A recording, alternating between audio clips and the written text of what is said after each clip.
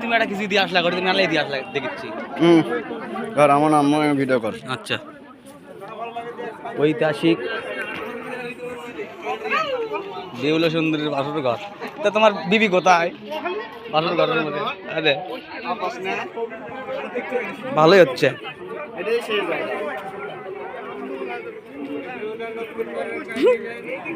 ওই ভাইকে ভালো করে তুলি। এটা ভোগ লেখা লাগবে আর বুঝছো ভাই? আর হলো গামা খালি করে দেওয়া লাগবে।